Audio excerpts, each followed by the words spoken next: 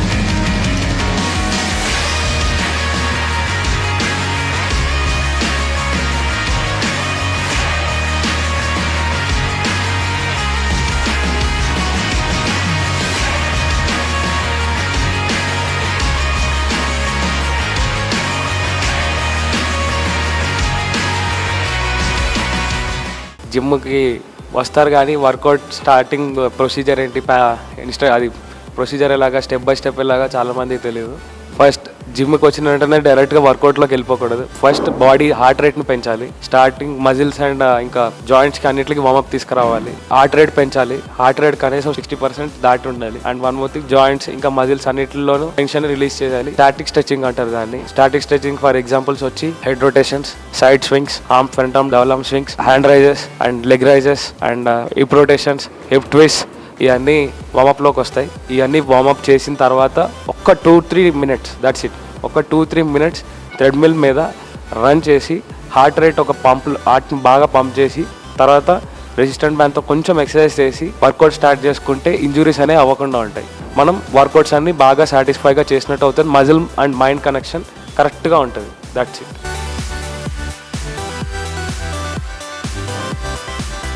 ఈరోజు షెడ్యూల్ వచ్చి ఒక బిగినర్కి, అంటే తను ఫస్ట్ టైం జిమ్ చేస్తాడు కదా, ఫస్ట్ టైం జిమ్ చేసే అతనికి ఏమేమి ఎక్సర్సైజ్ చేపిస్తామో ఈరోజు చూద్దాం. ఈరోజు స్టార్టింగ్ వచ్చి మన చెస్ట్ బెంచ్ ప్రెస్ నుంచి స్టార్ట్ చేద్దాం. చెస్ట్ బెంచ్ ప్రెస్ అనేది ఒక పుష్ ఎక్సర్సైజ్. పుష్ మజిల్స్ అంటే చెస్ట్, షోల్డర్స్ అండ్ ట్రైసెప్, ఈ మూడు అనేవి ఒక పుష్ మజిల్స్ కిందకి వస్తాయి. సో ఫస్ట్ ఒక బిగినర్కి పుష్ మజిల్స్ అనేటిని కొంచెం వార్మప్ చేయాలి.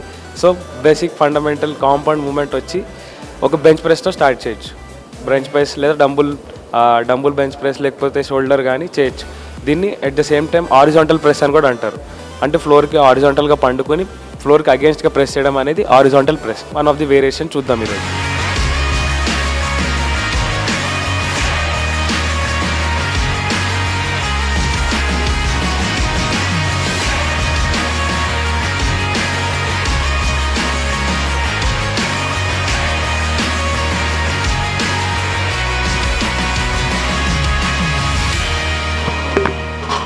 ఒక బిగినర్ 3 సెట్స్ కింద డివైడ్ చేసుకోవాలి. లైట్ వెయిట్స్తో చేయాలి.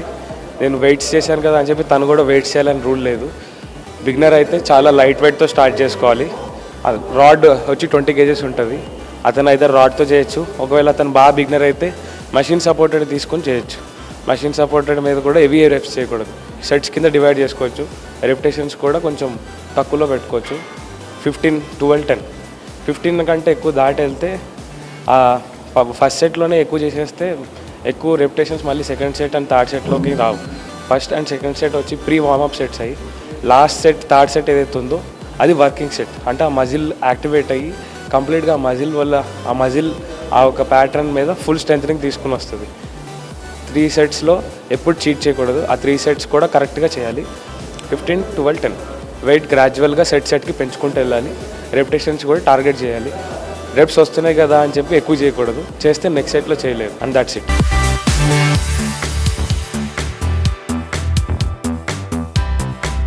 సెకండ్ మూమెంట్ వచ్చి వర్టికల్ పుల్ వచ్చి లాట్ పుల్ డౌన్. ఇప్పుడు నెక్స్ట్ సెట్ వచ్చేద్దాం. 3 సెట్స్ కింద డివైడ్ చేయాలి. 3 సెట్స్ 15, 12, 10. లాస్ట్ సెట్ వచ్చేటప్పటికి వెయిట్ని గ్రాడ్యువల్గా పెంచుకుంటూ రావాలి. రెప్స్ అనేవి ఎప్పుడు మిస్టేక్ చేయకూడదు. వస్తున్నాయి కదా అని చెప్పి కూడా ఎక్కువ తీయకూడదు. అన్నీ కరెక్ట్గా తీసుకుంటూ రావాలి. ఫామ్ చూద్దరు కానీ చేద్దాం రండి.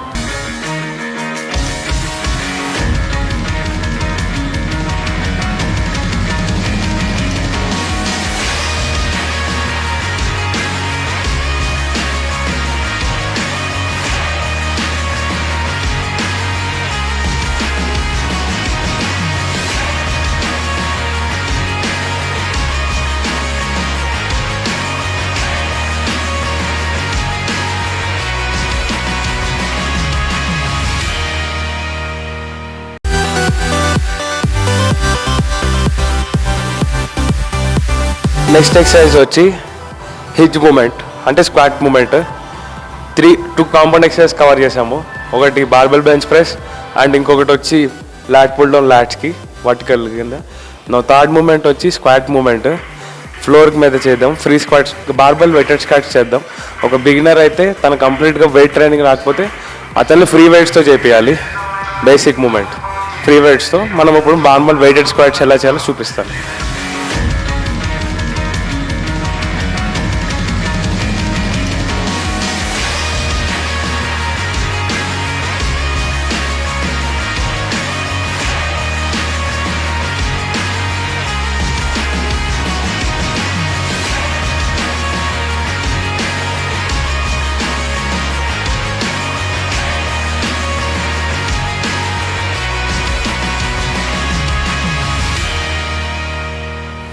ఇప్పుడు నేను చేసిన ఎక్సర్సైజ్ వచ్చి బార్బెల్ స్మిత్ మెషిన్ మీద స్క్వాట్స్ 3 సెట్స్ 15, 12, 10 కరెక్ట్గా 3 సెట్స్ కంప్లీట్గా రెప్స్ చేసుకోవాలి. డీప్గా వెళ్ళాలి.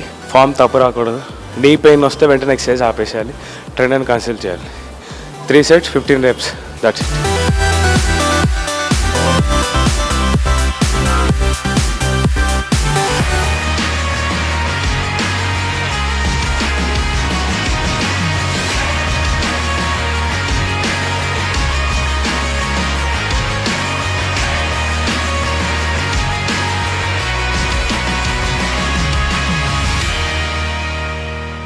ఇప్పుడు నేను చేసిన ఎక్సర్సైజ్ యాప్స్ కోసం.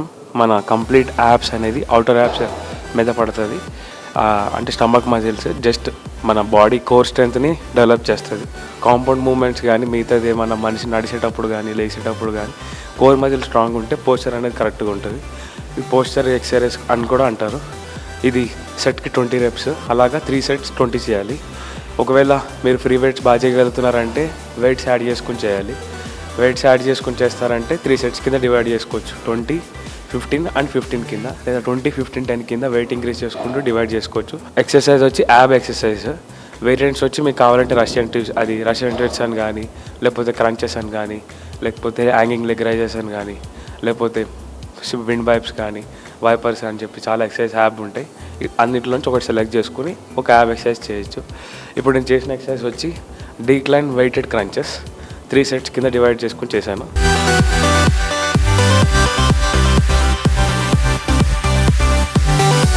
ఇప్పుడు నెక్స్ట్ ఎక్సర్సైజ్ వచ్చి మనం కాంపౌండ్ మూమెంట్స్ అన్ని ట్రైన్ చేసాం కాబట్టి నార్మల్ చిన్న మైనర్ మూమెంట్స్ మన బైసెప్ అండ్ ట్రైసెప్. మన చేయి పెద్దగా కనిపించాలంటే ట్రైసెప్ని బాగా ట్రైన్ చేయాలి. అందరు బైసెప్ అనుకుంటారు కానీ బైసెప్ కాదు, ట్రైసెప్ పెద్దగా ఉంటేనే మీ యొక్క ఆర్మ్ సైజ్ అనేది పెద్దగా ఉంటుంది. అందులోనూ అది ఒక బేసిక్ కాంపౌండ్ మూమెంట్. అది బాగా ట్రైన్ చేసుకుంటే మీకు ప్రతి విషయంలోనూ కొంచెం హెల్ప్ఫుల్గా ఉంటుంది. ఇప్పుడు చేసిన కాంపౌండ్ మూమెంట్స్కి ఐసోమెట్రిక్ ఎక్సర్సైజ్ కింద బైసెప్ని ఇంకా ట్రైసెప్ని చేస్తాము. బైసెప్ వచ్చి ఇప్పుడు నేను చేస్తాను. బైసెప్ వచ్చి డంబుల్ కర్ల్స్ ఎక్సర్సైజ్ చేద్దాం. Dumbbell curls 3 sets 15 repetitions. ఒకవేళ వెయిట్ సరిపోతే వెయిట్ పెంచుకోవచ్చు, కానీ బిగినర్కి వెయిట్ పెంచాం. బిగినర్కి లైట్గానే చేపిస్తాం. అండ్ 3 sets చేస్తున్నాం. లెట్స్ సీ హౌ ఎలా చేయాలి.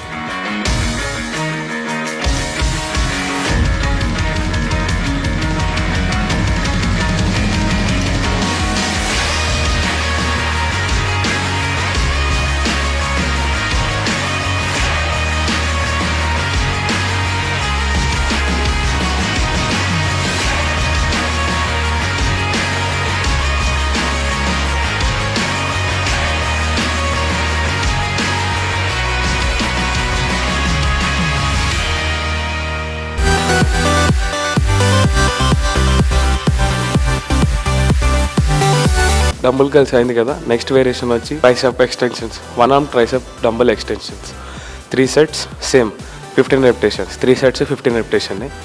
బిగినర్కి అయితే వెయిట్ పెంచాము. నార్మల్ కొంచెం అతను చేయగలుగుతున్నాడు అని అంటే లైట్గా ఒక 2 kilos అలా 3 kilos వెయిట్ పెంచి చేపించచ్చు. చూద్దాం ఎలా చేద్దాం.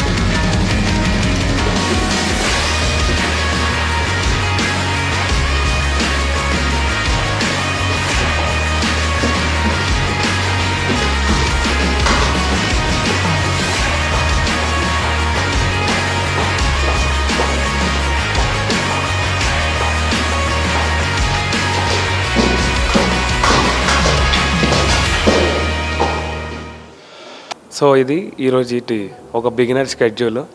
వర్కౌట్ అయిపోయిన తర్వాత లాస్ట్లో ఇప్పుడు డైనమిక్ స్ట్రెచింగ్ చేసుకోవాలి. అంటే వర్కౌట్ చేసిన ప్రతి ఒక్క మజిల్ని 10 to 15 seconds అలాగా ఒక 3 sets కింద డివైడ్ చేసుకొని చేసిన ప్రతి ఒక్క మజిల్ పార్ట్ని స్ట్రెచ్ చేసుకొని రిలాక్స్ చేసుకొని బాడీ హార్ట్ రేట్ నార్మల్ అయిన తర్వాత అప్పుడు మనం ఇంటికి వెళ్ళచ్చు.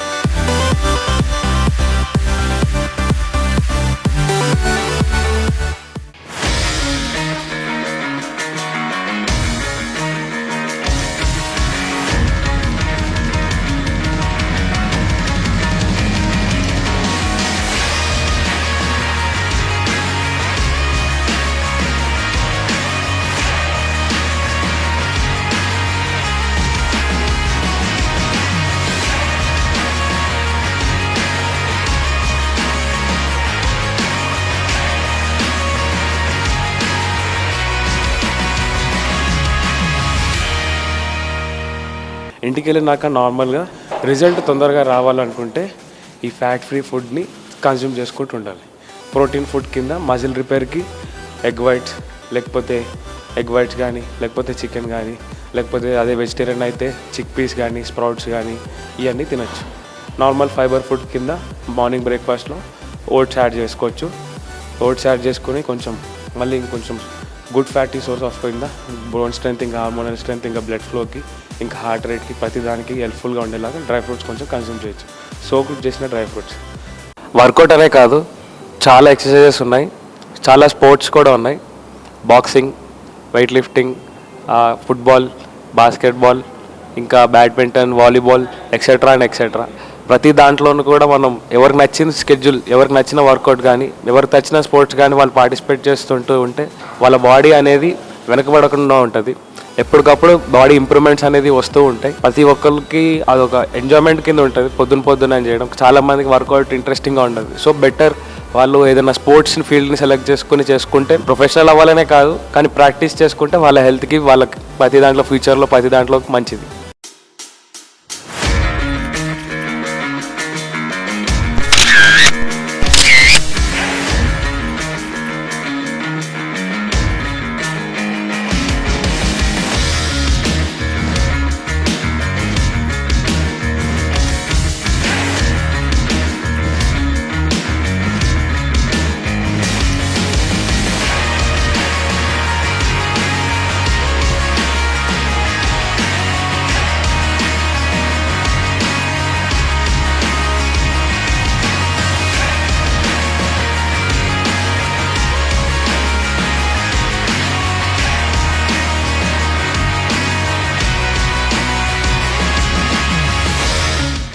మరిన్ని స్పోర్ట్స్ వీడియోల కొరకు సాయి స్పోర్ట్స్ OTT యాప్ ను మీ గూగుల్ ప్లే స్టోర్ నుంచి ఇప్పుడే డౌన్లోడ్ చేసుకోండి. లేటెస్ట్ అప్డేట్స్ ను ఎంజాయ్ చేయండి.